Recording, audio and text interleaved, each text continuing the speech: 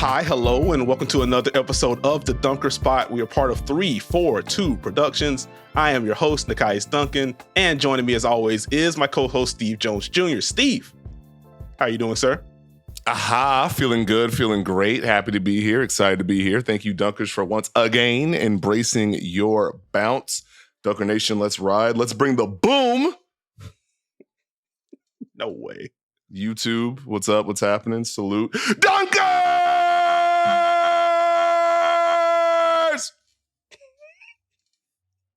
Kendrick should have never... It's time to hoop it up. Kendrick should have never dropped that album. I'm very glad that he dropped that album, but oh my goodness. If you were like listening in your car or something, I apologize. For what Hey. You got it. Okay, well, aside from a Kendrick album, we did have plenty of NBA Cup action, some fun games over the weekend, plenty of hoops to discuss. Steve, who has caught your eye over the past few days? The Boston Celtics. The Boston Celtics have caught my eye. Now, they are second in the Eastern Conference, 14-3, 8-1 on the road. For me, it's just the sharpening of the formula for the Celtics. It's not easy to defend a championship.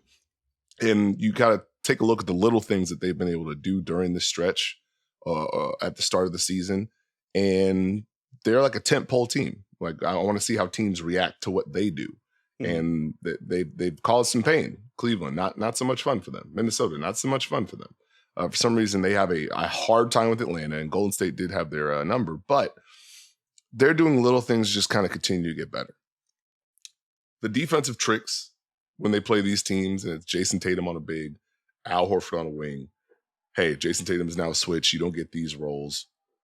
Now you have to work to find a pressure point, but they're so good defensively that there's no easy way. You can counter like Minnesota did and said, hey, that's fine. We'll use Jaden McDaniels as a screener, but you don't know what Al Horford's going to do because Al Horford's still pretty good defensively. So it's like, well, he might just stay in the drop.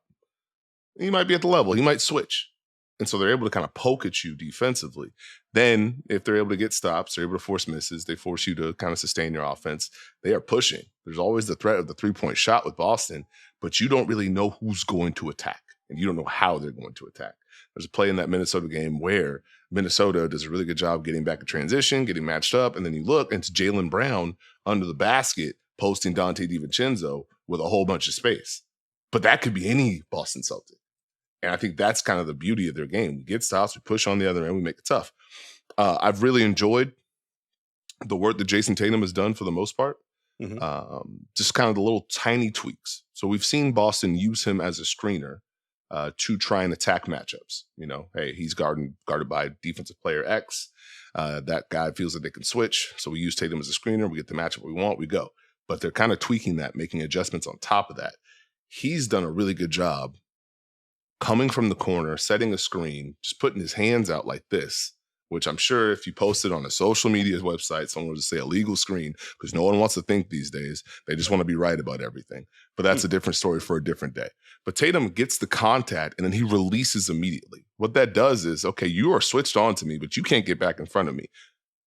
Derek White's done a great job of getting him the ball right away. And now Jayson Tatum is a roller as well. So it's not just the threat of we switch and Jayson Tatum attacks. No, we can generate offense out of this. He gets a roll, he either finishes, you rotate, now they're off to the races. Once the Celtics get you in rotation, it's pretty tough.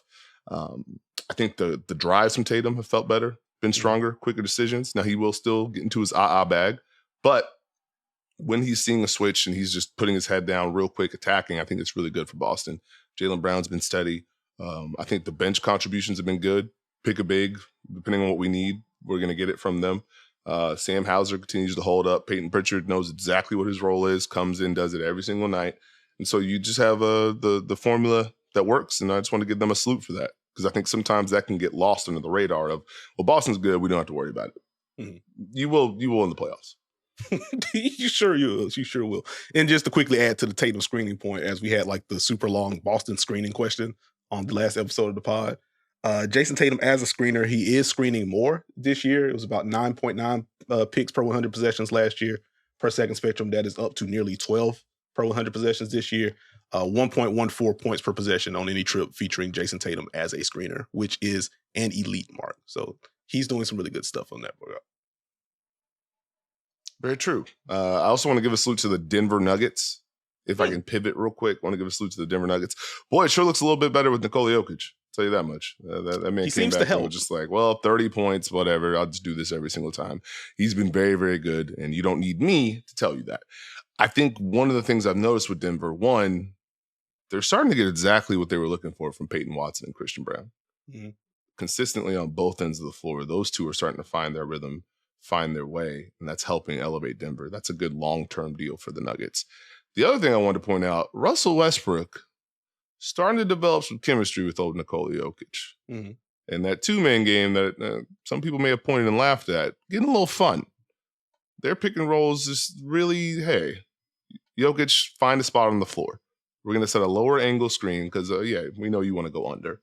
But Nikola Jokic is trailing. He hits his big man. Then he sets a screen. You go under. Russell Westbrook's already in the paint. He's still fast. Jokic's role is now he's already in the paint. That's the easy play for them. If you want to go under on a higher screen, that's cool. Rescreen. Guess what? Russell Westbrook's in the paint. Guess where Nikola Jokic is? By the elbow near the paint. That's an added layer to what they do. So, I mean, if they can get Jamal Murray right, I think you don't want to forget to sleep on Denver. Denver's 8th in offensive rating this year. They're 12th in defensive rating. Might not feel that way. Mm-hmm. Compared to last year, they were 5th in offensive rating, 8th in defensive rating. So they're closer to their formula than some people may expect. So I just wanted to kind of keep a head up and give a salute to the Nuggets. Because, again, that's still a tough place to play, and they're finding their way. Yeah, it's good stuff. Nikola Jokic continuing to play excellent basketball. Love the Russ shout out. The energy he's provided. I think I mentioned on the last pod, like the Denver Nuggets, at last check were like first in the league in transition frequency. Like that is a figurative and literal driver of that stat, as Denver is generally a team that wants to slow it down and let's be maniacal in the half court because you have Jokic and Murray and Aaron Gordon when healthy. Obviously want him to get back soon. MPJ, you can run all the actions. But Russ getting them into their stuff a little bit earlier. And as you mentioned, more chemistry in Nikola Jokic in the half court. You can see what Denver is trying to build on that front. And then quickly to the Watson and Brown point. They have played 263 minutes together so far this year. Per PvP stats, a plus 11.6 net rating in their minutes together. That is tremendous work right there. If you get that kind of wing defense, you get that kind of, gap attacking from Christian Brown. Same thing from Peyton Watson. Both can be used as screeners when necessary, even if it's just to feed a matchup. Both are willing to kind of crash from those corners and generate extra opportunities as offensive rebounders as well. Denver is just a really tough team to deal with. This is going to be 2 straight years of a top 10 defense. And you know what their half-court formula is, particularly late in games. They just need to be healthy when the playoffs roll around. Hey, give Coach Michael Malone his credit. Give him his just due. Also, the upcoming stretch of games for the Nuggets also intrigues me. They play the Knicks at home, at Utah, at the Clippers, Golden State at home, then at Cleveland. So we're going to get some answers. There we are. That's a good group. Did you have anyone else you want to shout out? No. Who do you want to talk about, Nekias? You want to play the song? Yes. I've based on the intro, I was kind of scared of what song that may be a reference to. But no, in all seriousness, I do want to talk about a pair of 11-7 teams. I want to talk about the Orlando Magic, and I want to talk about the Los Angeles Clippers for similar reasons. So that's why I wanted to group them together. But for the Magic, got off to a 3-2 start. Paolo had the 50-point masterpiece. It looked like he was taking the leap. Paolo goes down. The Magic immediately lose their next 4 games. They can't score. And it's like, oh no. What's going to happen with this group? How are they going to hold serve without Paolo right now? It helped that the East was and continues to be a little bit of a mess, standings-wise at the very least. So they didn't fall super far behind, but it's like, okay, what is this about to look like? The Orlando Magic are 8-1 in their last 9 games. Offense has been fine-ish. Defense has remained elite. But to the offensive end, I think I have to start with what Franz Wagner has been doing during this stretch. Since Paolo has went down, so starting basically November 1st, 26, 6, and 6 and nearly 2 steals per game. Over these last 9 games, it's 28, 6, and 7, which is nuts. 59 true shooting percentage, slightly above league average on that front. I think it is encouraging to me, like outside the box score numbers that are good, but it's encouraging to me that he's been able to ramp up the volume to this degree and to at least find some answers against, he has something that he's comfortable getting to against the coverages that he's seeing. I think for Orlando, just process-wise, you want to see him take those steps with this kind of volume because he's already shown he can play off of Paolo. He's comfortable playing off of Paolo and attacking cracks that way. we've already have, we also have like, want to go into some lineup data, like the Franz plus bench lineups have generally been good for Orlando. So, he can hold serve. The fact that he can ramp it up like this, you bring Paolo back into the mix and slide everybody else into even more natural roles. Like that feels like a big sign heading into a potential playoff berth for Orlando again. So I like that part. But more specifically, like Franz hunting these step back threes has been really interesting to me. What's up, Steve? I have an issue with this Franz take, but I don't want to interrupt what you're saying because it's given harassment meme between him and Paolo. And I don't know how much I appreciate it. No, let's talk about it. Because Paolo was a volume shooter. I was like, man, he inefficient though. Franz doing the same thing. Boy, golly, I love it. Man, just 25 points, 20 shots, and I just want Paolo to be acknowledged. That's all, and then we can get back to Franz. No, I think Paolo is very good. I can only speak for myself. I do agree that that's generally like, if you are poking at Paolo, because obviously like Paolo has his own fan base. The Magic fans love him. There are people that love Paolo. And I don't think there's anything wrong with it, to be clear. So like, I do agree that the discourse can kind of shape that way to where you poke at some of the Paolo stuff and may not do so with Franz. I can only speak for myself. Like my bigger issue with Paolo within this context anyway, like, yes, you want the efficiency to be a little bit better, but for me, it was more like, how quickly are you getting into what you want to do? If you are going to drive, if you are going to get into some of these pull-ups, is this going to be a catch and hold or are you going?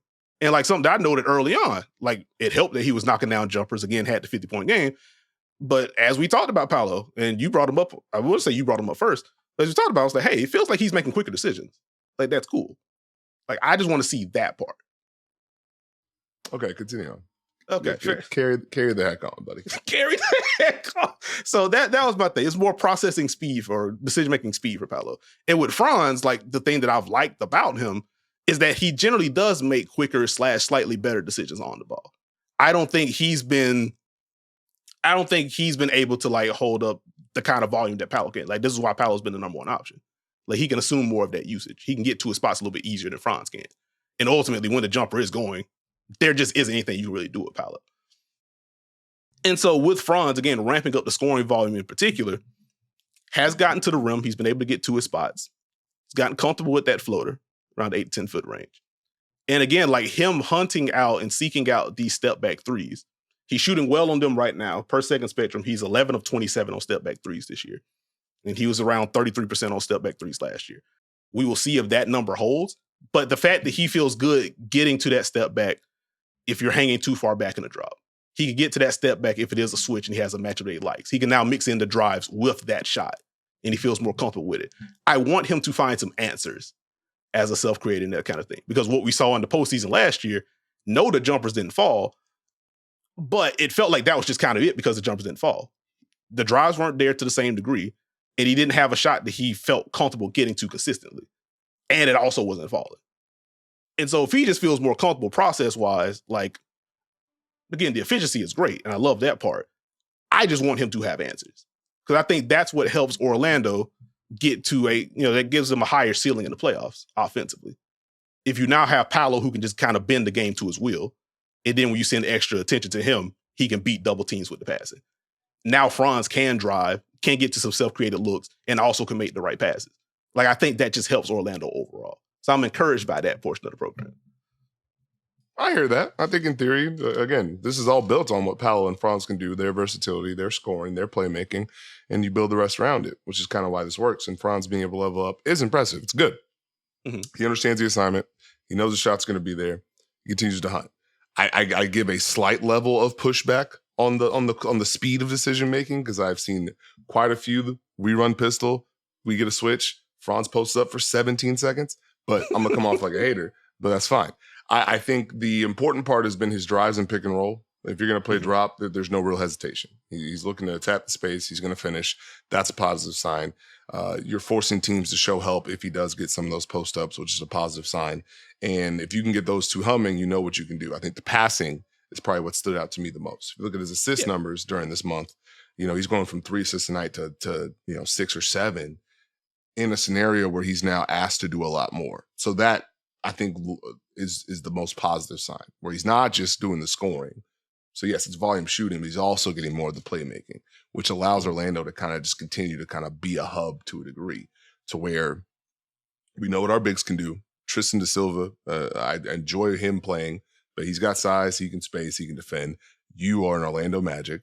Jalen Suggs I think Jalen Suggs has been pretty aggressive. Like, obviously, hopefully he's okay. But, him being able to have this moment where Paolo's out, but I don't necessarily have to do more, but I can. So if you're going to play off me, I'm going to take these shots. I'm going to drive. Him being able to be more decisive, I think, is something that will help Orlando down the stretch. And then the bench play is the bench play. Gary Harris has been solid. I think Anthony Black being able to have way more wiggle room to play has been good for them. You mix in some Jet Howard. Obviously, what Mo Wagner and Jonathan Isaac do. Orlando just has an identity, and they are very, very, very tough to beat. No one has beat them in the O-Zone this year. So, you got to give the Magic salute. There you go. That's good stuff. Just to the Paolo front. Over this 9-game stretch, a 39.3 assist rate, a 6.9 turnover rate, which, again, to the general point with Franz ramping this up, you have the ball in your hands a lot more. You're making more decisions on the ball. The playmaking, as you mentioned, has popped. The assist numbers have gone up, and you're not giving the ball up. It's impressive stuff during the stretch as he's seeing drop, he's seeing switches, he's seen 2 on the ball, and just watching him kind of diagnose, okay, what am I getting? I can just get off the ball if I need to. If we're playing drop, as you mentioned, I can get to these drives, get all the way downhill. Again, I can get to the step back to mix this in, keep you off balance. Ultimately, I can make these pocket passes when necessary. I can make these passes to the corner when necessary. When I do get 2 on the ball, here's an overhead pass. I'm going to trust Mo to make a play in the short roll. I'm going to trust Goga to make a play in the short roll. Here's a bounce pass if the pocket is wide enough. I can trust my bigs to make these plays. Oh, this is a really aggressive trap. I can just make this advanced pass to the corner, and I trust Anthony Black or Gary Harris or Kentavious Caldwell-Pope. Y'all can make the shot. Y'all can make the plays, because this is an Orlando Magic roster that is full of guys that can take advantage of tilted defenses. And I think that's why there is so much pressure. Probably isn't the right word, but I'll say pressure for for time purposes. But that's where the pressure of Franz and Paolo becoming a legit star or superstar level duo helps. Because if they're able to nail that portion, I trust Jalen Suggs against a tilted defense. I trust Anthony Black against a tilted defense. I trust Gary Harris against a tilted defense. If you're putting 2 on the ball against Paolo in pick and roll, or if you're doubling him on the block, okay, I can trust all these guys to make the right play and keep things going. If you're going to trap me in pick and roll, all right, Gogo will take a dribble and get to this little flip shot, or I can just make this advance to the corner. Mo Wagner, if you do not step up to him in time, he is putting you underneath the basket with the dunk, or he can make the basic reach from there. And so, if they can continue to nail that portion, and Franz largely has so far, especially when he's team 2 on the ball, I just feel better about the process. And so, that part's encouraging. And as you brought up the second unit, Gary Harris filling gaps, Anthony Black just snatching the backup guard minutes. And he's been really good. Shooting not quite there, but he's taking them with confidence, which I think is going to be important for him moving forward. Very reductive, but hey, you can't become a better shooter if you are unwilling to take the shots that are there. Defenses give him space, but he's taking them in rhythm, so that helps. Can also get downhill, really good playmaker. And the defense has just been kind of absurd. Actually, on that point, because the foundation of this Orlando Magic group is still defense. They're 4th in defensive rating per cleaning the glass. They've been a top 5 half-court defense all year long. When you have Jalen Suggs at the point of attack, when you have Kentavious Caldwell-Pope, who can operate on and off the ball defensively, and even when those 2 aren't directly involved in action, I think Jamal Mosley, he obviously wants his shell defensively, but he trusts those guys to be aggressive off the ball. If Jalen Suggs is at the nail, even if he isn't supposed to be, he trusts that he can get in and get back out if necessary. KCP, strong hands, quick hands. If you try to drive by him while he's at the nail, you're not having a good time. They just do such a good job of swarming and making you uncomfortable. And the quieter thing of this Orlando Magic run, again, very much process pill for me. The thing I kind of yelled about with the Magic last year was, this defense is super good. Why do y'all not get out and transition more than you do? Very quietly, the Orlando Magic, I think 7th in transition frequency since Paolo's been out. The efficiency numbers haven't been great on that front compared to the rest of the league. But even with that, low efficiency in transition is still going to be a higher number than your half-court offense generally. And so them even having the emphasis, let's force turnovers or let's force misses, let's get out and run. Again, the benefit of having so many guys that you trust to grab and go or to take an outlet and dribble and make plays against a scrambling defense. it gives them easier opportunities.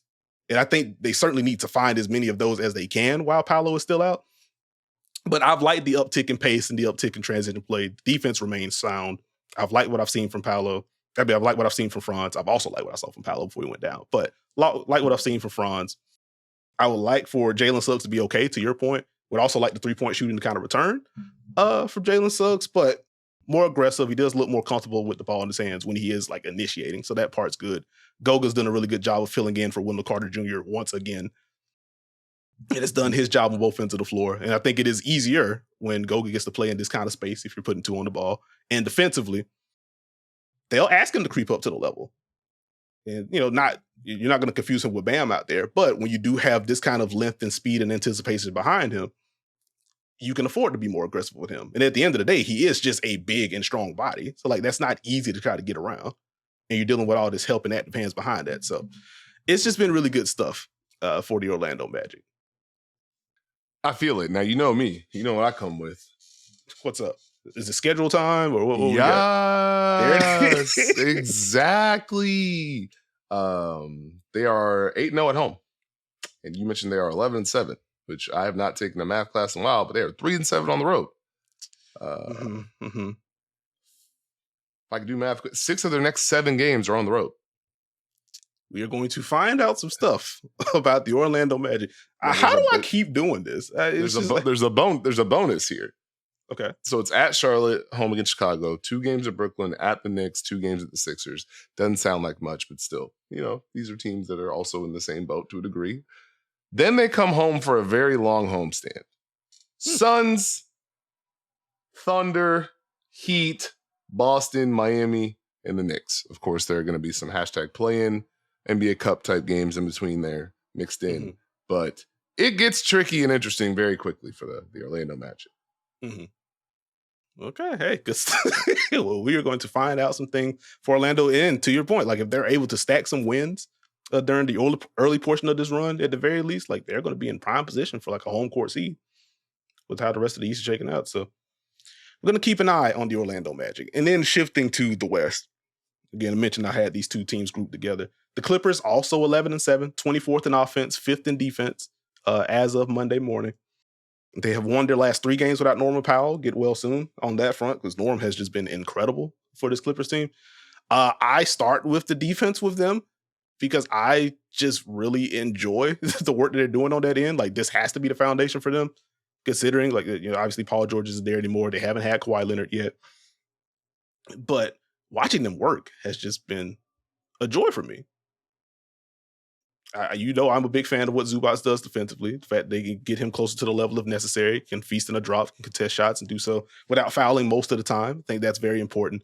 When you have a guy like Chris Dunn that you could toss at the point of attack, and again, similar to Jalen Suggs or KCP in Orlando, if he's off the ball, Ty Lue has kind of given him freedom to kind of roam around and poke at things and just wreak havoc and help them force turnovers. I think he's done a really good job. I think the wing room has done a really good job. I think James Harden has really fought defensively. It hasn't just been, James, we are stashing you here, you are going to switch, and then we'll show help. There has still been that. But like watching James Harden navigate screens in a drop, I'm just like, hey, this is the kind of effort you want to see from your star. Not going to make the all defense case for him, but like that's a positive step. Like to see that kind of buy-in, I think is important. And if you can get James to just do his job and now can execute multiple jobs, it's not just be in early when you're in help, hey, switch and hold up against post-ups.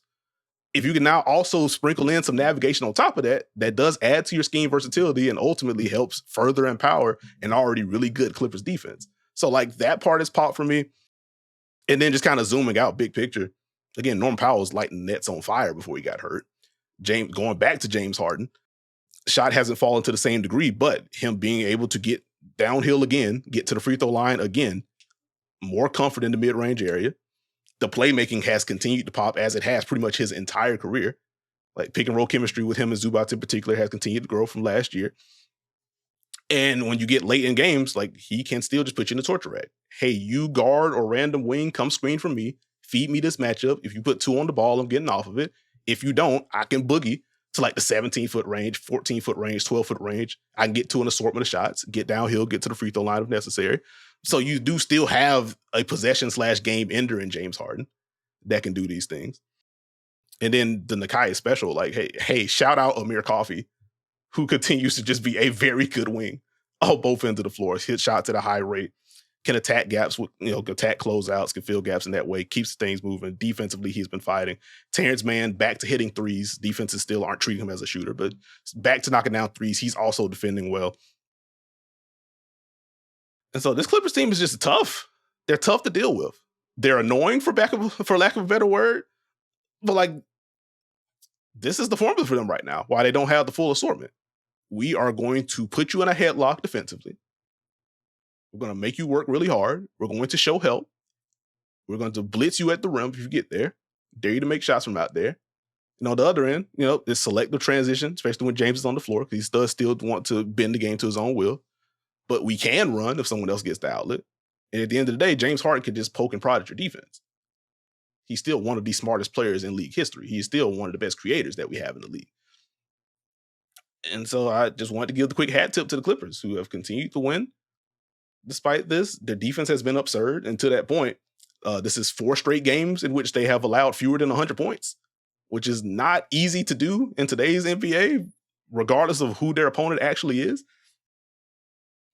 But no, it's been a blast. It's been a fight, but it's been a blast.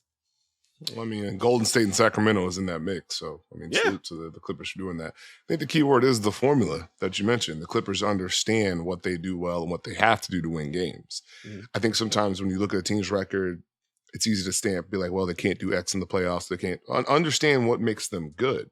That defense is going to keep them hanging around in games. They have that buy-in. It's not easy to score. They have multiple wings.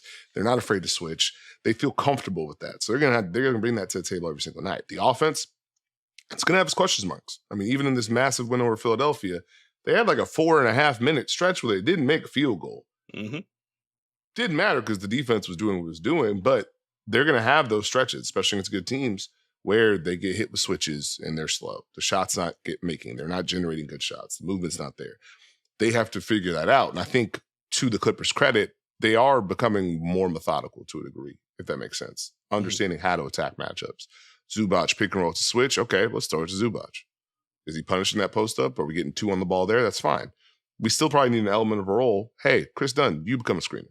Kerry Jones Jr., you become a screener. Now, do you want to switch that? If you're not switching that, we might have a role. Understand the little things they can do in the half court to make things work. The defense gives them a little bit more of that wiggle room, but offensively, they are going to have to find that to kind of figure out how that ceiling is. I think one of the big things was moving Chris Dunn into that starting lineup. 5-2 in those games with Dunn as a starter, 3-0 with the Dunn, Coffey, James Harden, Derrick Jones, Zubac starting lineup. Mm-hmm. So get well soon, Norman Powell, but they're finding a way. Might be that espresso, who knows? I'm glad you mentioned Terrence Mann. Apparently, the Mon has come back to LAC. So yeah, Clippers. I mean, it's all about having a good start. Again, this is the Western Conference, and again, you have a bad week, and you go from woo buddy to oh buddy very quickly. But it's you got to acknowledge them for their start.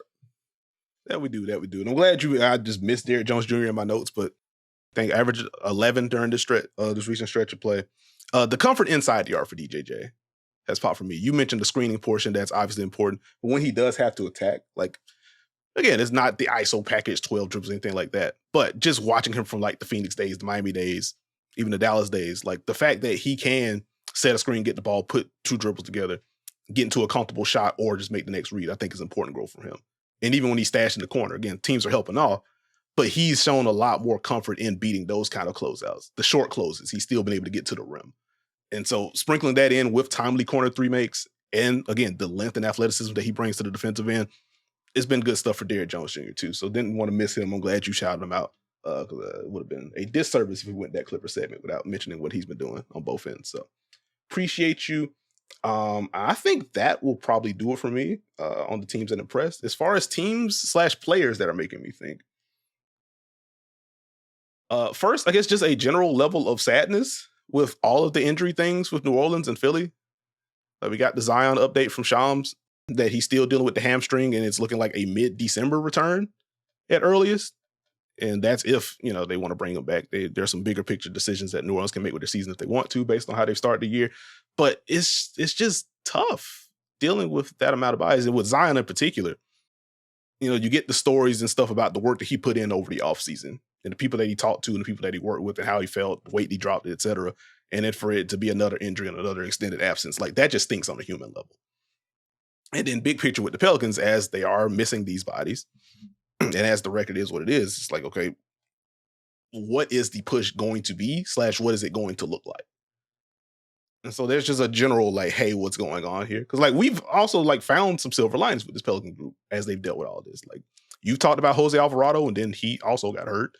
I've talked about Brandon Boston, like Brandon Ingram. I think you've also talked about how well he's played. He's been one of, if not the most blitz player in the league because of some of the injuries. Teams are just like, okay, we can just load up and force everyone else to beat us. And I think he's handled that pressure well generally. So like, yeah, just as a basketball fan, I would like for them to get healthy and kind of put some things together because there is a really talented two-way team in there somewhere. But absent of that, like I am starting to wonder, like big picture, hey, so what does this season mean? Do they become like a deadline team? If they are going to punt things, like those thoughts are at least starting to form for me. So like, that's why the Pelicans are on my mind at the moment. And then with Philly, Joel Embiid missed the last 2 games with knee swelling. And obviously he hasn't gotten to play a lot. And when he has played, it's clear that he hasn't been 100% yet. So like, again, just as a basketball fan and on a human level, I just want Joel Embiid to be okay. Like, obviously the Sixers don't hit their ceiling and they don't hit a high enough floor if Joel Embiid isn't going to be there. But I want him to be there. I obviously want Paul George to be back and healthy so we can see what this team is going to be. Because without those 2 pieces, like heading in, we did our season preview with Philly. Like heading in, we were both pretty high on what they could be if they stay healthy. And we still had questions about, okay, is the backup front court going to hold up? How strong is the 4 position going to be? What kind of scheme versatility are they going to really be able to tap into consistently? Like those are questions with the healthy version. Without Paul George, without Joel Embiid, they are smaller. They're going to switch a bunch. They're going to struggle to grab boards. And offensively, they're going to see a bunch of switches. And depending on who's out there with like Tyrese Maxey and Jared McCain, and both of those guys have played well, we can just shrink the floor and make your drives really tough on top of all of this. And so like we haven't gotten to see the full complement. We haven't got to see the full breadth of what Philly could be. So like I just want to see that. And I do wonder just how the brass is taking in this season. Because obviously this isn't the start they wanted, but you look at the Eastern Conference standings, like Philly is 14th. They're only 3 games out of a play-in spot right now. So like a good week for them or a good week and a half could just put them right in 10 or 9. Obviously that isn't where they want to end up, but that at least gives them a launching pad to make a run if they're able to get a level of consistent health. So they're on the brain for me. Similar to that, want Tyrese Halliburton to get right. I think it's just a big thing for me. Like, as we've talked about the Pacers on here, like I've mostly focused on like, okay, what are the Pacers trying to do differently? What are defenses doing differently? Like I mentioned recently, they're seeing more full court pressure. Again, Tyrese has been more willing to just toss up those hit aheads when seeing that full court pressure, or even in transition. I'll just get rid of it. There is just a level of unselfishness that he already has. But I do also wonder like how much of that and some of the off-ball denials that he's seeing, how much of that is because I don't have the physical juice right now to really force the issue and get the ball back and really put my stamp on this. And so like, it's just keeping an eye on that portion, like how much of it is defenses doing things differently against Indy and against him versus how is he really feeling? Because like when we did the Heat Pacers game on League Pass, like it was encouraging to see him hunting some of these shots. And even the Friday game before that game wasn't the most efficient outing for him, but he did go 3 of 8 from 3. And it was, again, encouraging to me to see him hunting some pull-ups against drop, seeing him get into some of those sidestep threes. But it hasn't been the most efficient year for him inside the arc. It hasn't been the most efficient stretch for him inside the arc. Threes aren't falling. Teams are still putting him in action. I think he is working hard in that regard, but if he doesn't have the full range of movement, then it becomes even tougher to deal with that. And so again, like I don't think the Pacers are going to reach their ceiling unless Tyrese Halliburton is healthy and right. And so just want to see that. And then beyond that, just some eyebrow raising things for me. Just, hey, Trae Young. Steve, how many shots do you think Trae Young's taken over the last 4 games? 18. Well, it was 16 against Portland. It was 7 against the Kings. It was 12 against the Warriors. And it was 18 against the Bulls. And a lot of those came when the game was just kind of out of reach already. And so, like, for me, and watching most of those games in full, I'm trying to parse through how much of this is Trae just seeing extra attention and quickly deciding, like, I think that's what the Kings game was. Like 7 shot attempts just looks weird for Trae Young.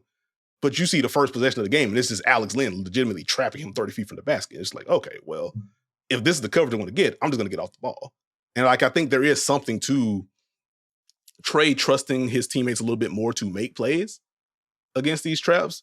But like, I am starting to not necessarily worry, but like, I'm more closely monitoring like what his balance of playmaking and scoring is.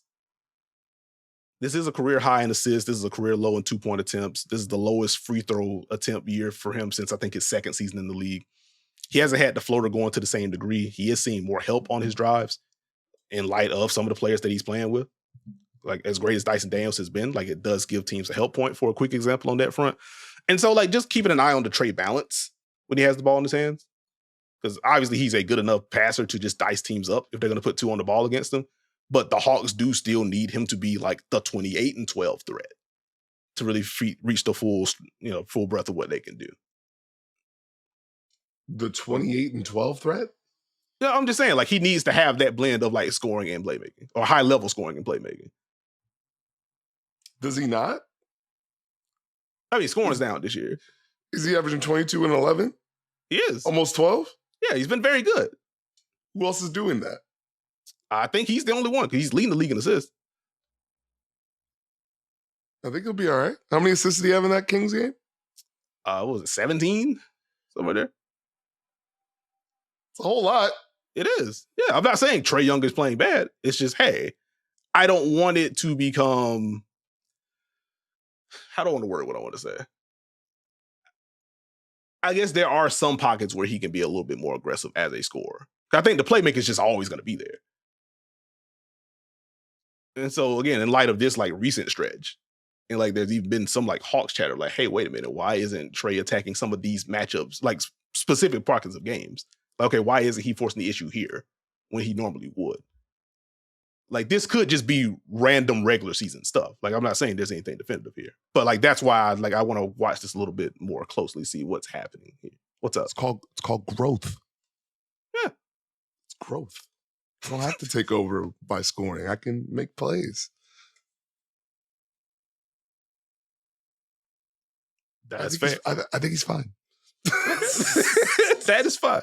So yeah, just keeping an eye on that. And then the other thing I just had is just Utah as a concept. Like, one, this just feels like the first year that they are just bad to start versus, hey, we are pesky and we're doing all this cool stuff and we are like a game over 500 for some reason, and then we tear it all down. So like, one, it's just been a interesting pivot on that front. Like, they very much want to capture the flag, and that's fine. I'm also just trying to wrap my head around them just being the switchiest team in the NBA this year. They're switching over 38% of the pick and rolls that they've seen. They were 21st in switch rate last year. So that is quite literally a pretty big shift for them.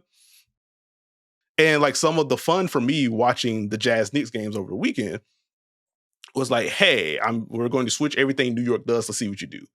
The Knicks saying, all right, well, if you're going to do that, Jalen Brunson, here's a pick and roll with Karl Anthony Towns. We're going to string this out, turn this into a late switch. Cat, you are now being defended by Colin Sexton. You are sealing, here's a quick basket. Oh, cool, let's go pick and roll. We're not going to explore it too much. Got a matchup you like. Let's turn this into an inverted pick and roll. Here's a cat bucket. And Utah immediately deciding, you know what? How about we continue doing the switching part? Let's actually do some scram switches now. Because I don't like what New York is starting to do here. So just like punch, counter punch, that kind of thing is kind of cool. So just kind of wrapping my head around the switching for Utah, and then looking at the front court in particular. Shouted out Walker Kessler not too long ago with what he's doing on the interior defensively. But John Collins has been really good. Welcome back to interior scoring, Lauri Markkanen. Like, he got a lot of cuts in that Knicks game, so that certainly helps.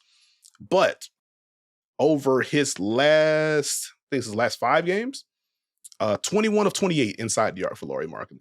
And he was at a career low mark to start the season. So starting to see a little return to normalcy there. Obviously, again, the cuts in the half court is going to help, but he is looking better against switches. And I think the Jazz need that portion of the program. Not to make a playoff push, but for Lauri to be this guy. Like, he has to have the 3-point shooting and also be able to punish mismatches. So it's good to see the return to form there. But Utah's just been an interesting watch for me over the last week or so. I think that will do it for me. Did you have any teams or who's confusing you as of late? No one's confusing me. Fair enough. The all-knowing. That's what it's all about right there. I'm not the all-knowing. I do have a couple of thoughts, though. What's up? Did you imagine the New York Knicks would basically become the Indiana Pacers from last year? Nope. I sure did. Number 2 in offensive rating, number 21 in defensive rating. I want to say Indiana was 2 and 25, something like that. It's interesting. We think about it. For me, with the Knicks defensively, I'm trying to see if they can grab a stronger base that they can lean on. They're always going to have some size concerns, some scheme concerns at times, but there are moments and pockets where I'm looking, it's like there's no real ball pressure. You're not really pressuring the ball handler. Teams are comfortable running their offense. And you have some really good defenders, but you're putting a lot of pressure on them to be active, be physical, deny passes. And that's opening things up for teams because we can see the whole floor. So, cool denial. I'm just going to throw it and get a backdoor cut out of it. Mm-hmm. Teams are just comfortable at times running what they want to run. And that can work because you have some good defenders, but it's hard because if you're not impacting the ball handler, teams can run sets. You have those nights where you can't contain the drive. It just puts a lot of pressure on your ability to help and recover in a league where if you show help, we're starting to spray the ball and getting you in rotation and getting the shots we want. So I would like to see them clean up that base there. The Miami Heat are 7-7. Jimmy Butler has returned. 30 points, 10 rebounds, and 5 assists against Philadelphia. 33 points, 9 rebounds, and 6 assists against Dallas. 8 of the 15 games that the Miami Heat have played have been on the road. They are 4-4 in those. And now this is where I don't know if people have looked at their schedule, and I don't know if it's going to be Miami's cooked talk, or maybe this is iron sharpens iron. So they have a big game against Milwaukee, which will probably happen as you hear or watch this pod. It's at Charlotte, home against Toronto, then at Toronto. That's at Boston. And then the Miami Heat will at some point get their longest homestand of the season. Okay. It's a 4-game stretch, guys. Mm-hmm. At least the longest one so far. That 4-game stretch is the Lakers, the Suns, the Cavs, and the Thunder. Oh. It's going to be 2-2 in the most annoying Heat fashion? Yeah, we'll see. You never know with the Heat, but I just want to keep an eye on the Heat schedule. My Milwaukee Bucks have won 7 of their last 10, which if you are a loyal dunker, someone mentioned. exactly what they need to do during this stretch. Won 6 straight home games, won all 4 on the homestand, so keep an eye on them.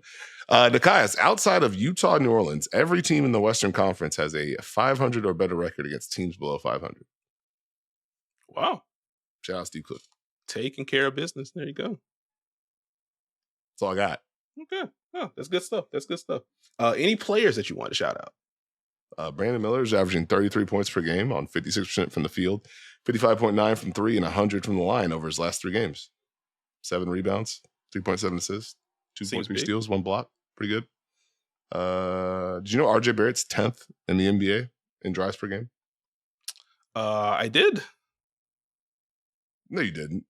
Yeah. Who's 11th? You want to pull this back up? Say someone that looks at the. No. You know who's 12th then, bud? Come on, all knowing. What do you mean, all knowing? You better know someone else on this list without cheating. No. No, you're not getting away with it. I did. No. Who's 12th? I don't know who's 12th off the top of my head. It's Cam Thomas. Who's first? I'm trying to think. Is it Shea Alexander? Come on, buddy. Okay. Shay's in the top 10, Jaws in the top 10. Like we can roll it out. But again, I had like Trae Young drive stats in the notes that I just did not hit on now that I mentioned it. But that's why I wasn't surprised with the RJ thing. I did literally see his name this morning. That's all. I wasn't trying to stunt. No, stunt, man. Speaking of stunting, Russell Westbrook, his 200th triple-double, the only player in NBA history to do such a thing. So. Did you like the sign? What sign? He had the paper with 200, and then they apparently got slandered for that. And so then they had like the big poster board for 200. Oh, okay. Got you. It's a good bit. Why'd they get slandered for it? Weren't they just trying to do a Wilt thing? Yeah. Wow. All right. I don't understand this world anymore. Nobody does, man. That's the scary part. But that's okay. Did you have any other players that you want to shout out? No. Okay. Fair enough. Well, then circling back to Jimmy Butler very quickly, you mentioned the 30-10-5 against Philly, the 33-9-6 against Dallas. He's 24 of 29 from the free throw line over those 2 games, getting downhill. Has 8 offensive rebounds over those 2 games, and quietly, nearly averaging 3 offensive rebounds per game. I think that is a natural byproduct of like him being used as a screener more. You're getting those dives, get the switch, he gets the seal. If he isn't getting the ball, then it is just him versus a smaller player as the shot goes up. And you're seeing him kind of hunt some of those. So that part's been cool. As far as the screening goes, per second spectrum, it was 14 on-ball screens per 100 possession. Well, it's 14 on-ball screens per 100 possessions this year. That's up from 11.5 from last year. 1.1 points per possession on any trip featuring a Jimmy Butler on-ball screen this year. It's been very good. The Heat have used him in double drag as the first screener or as the second screener to kind of get a switch. You've seen him screening for Tyler. Like before Terry went down, you saw some stuff sprinkled in there. In general, just getting him those matchups in the mid block, letting him attack there. So that part's been cool. OG Anunoby, he was someone that I had in my notes to shout out, I think, last week. I was like, actually, I'm just going to wait. He has continued to ball out, so I will shout out OG. A career high 17.8 points per game so far this year. 59% on twos, shooting 40% from 3 on volume. 5 boards, 2 assists, nearly 2 steals and a block. He is averaging 26 and 2 in November, and he's shooting 43% from 3 on higher volume. He has scored 20 or more in 3 of his last 5 games, including 27 points against Utah over the weekend, in which it felt like he was the only player for the Knicks that could make shots for large portions of that game.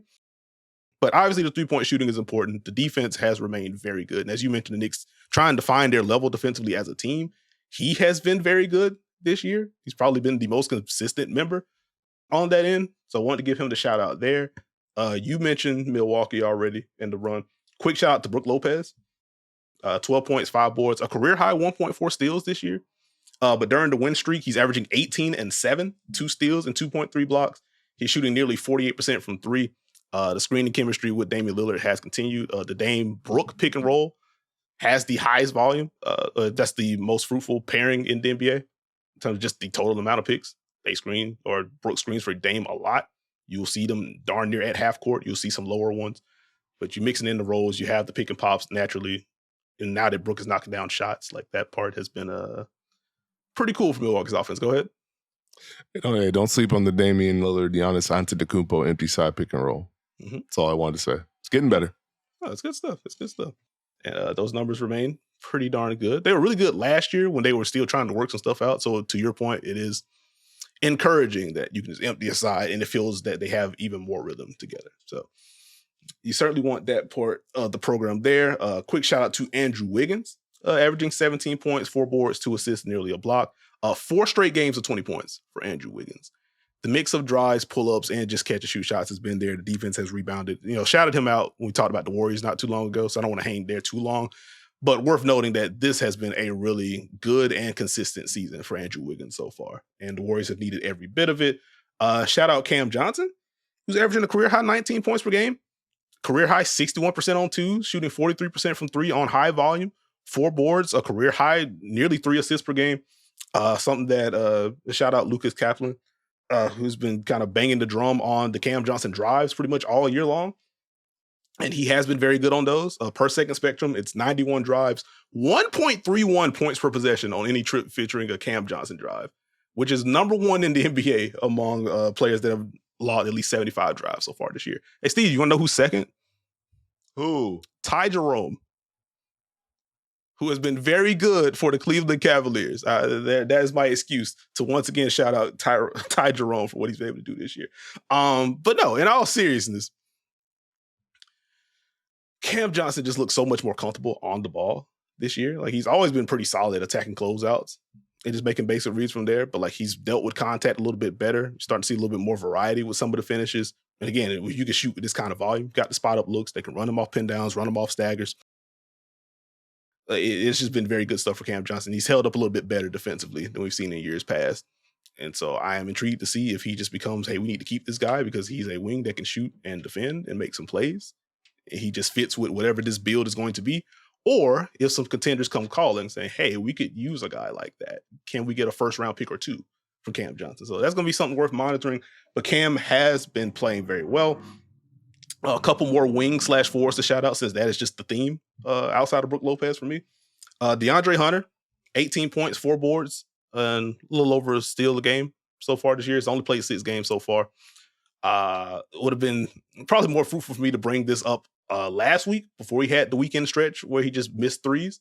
But it's been more process stuff for me with DeAndre Hunter. The thing that I've been most critical of with him has just been decision-making speed. If you are spaced on the perimeter, you catch the ball, immediately catch and shoot, immediately catch and drive, just make your decisions quicker.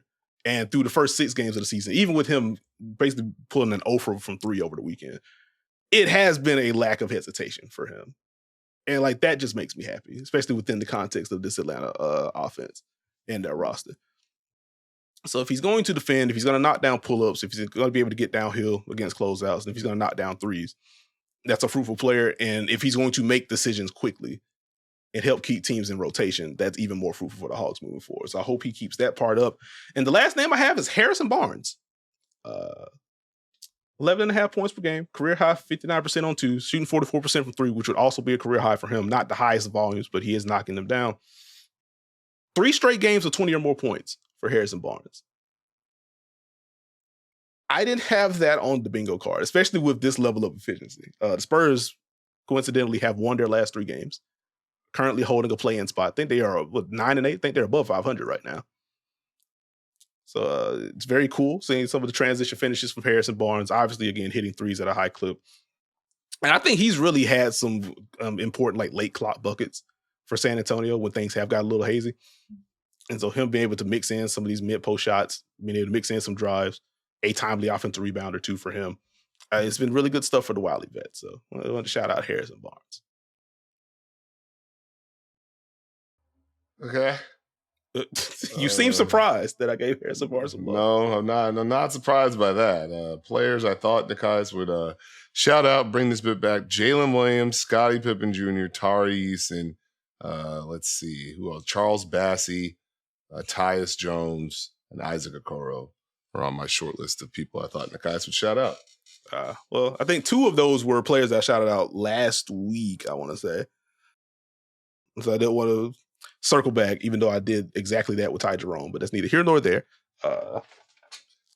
What a sentence you just put together there, pal. What? I contain multitudes. No, but okay, all right. Jesus, I was trying to get free throws on the pod. I'm gonna ask you a question. What's up? Among players who have at least 3 clutch games played this season, do you know who ranks first and second in the NBA in clutch points per game? I'm gonna say LaMelo and DeMar. Shaedon Sharpe and Anthony Simons. Oh wow, would not have. Wow, shout out Portland, man. Shout out to the Blazers, and I am gonna shoehorn these in. You just got to deal with it. Sorry, bud. Stronger All-Star case: LaMelo Ball or Trae Young? You.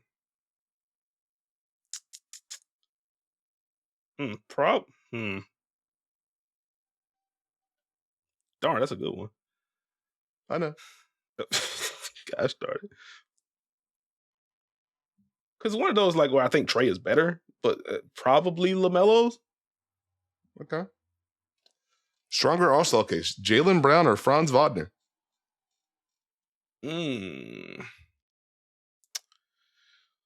Well, it's incredibly petty work on your part. I will say,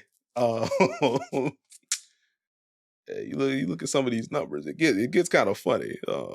But I'll probably say Jalen. You get the team success bump as well. So I'll say Jalen, who has been very good for Boston, to be clear. But I'll say Jalen, slightly better All-Star case. Stronger All-Star case: Julius Randle or Domantas Sabonis? I'm going to be annoying real quick. How many games did Sabonis miss during that stretch? Sabonis still have 15 games. Okay. I was about to say, depending on what that is, that may end up being a Randle by default. I'll go Sabonis. Stronger All-Star case: Jalen Williams or Victor Wembanyama? I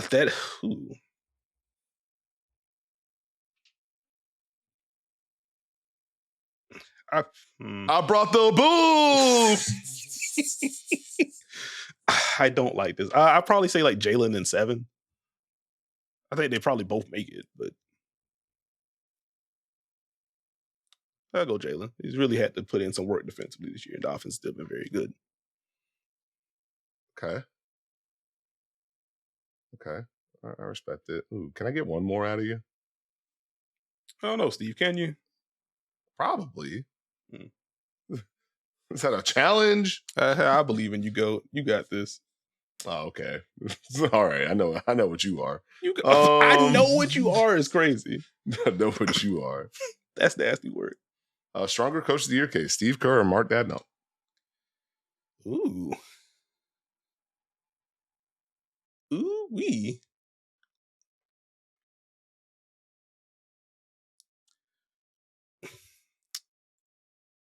See, here's a really good question. Because here's the thing. It's like Steve Kerr had to do it without Steph for a little bit. And Mark Daigneault has largely done this without centers as a concept. And the records are very similar. So, I mean, Daigneault? Okay. All right. And then let's end this on a bang. Stronger coach of the year case: Ime Udoka or the coach of the Los Angeles Lakers?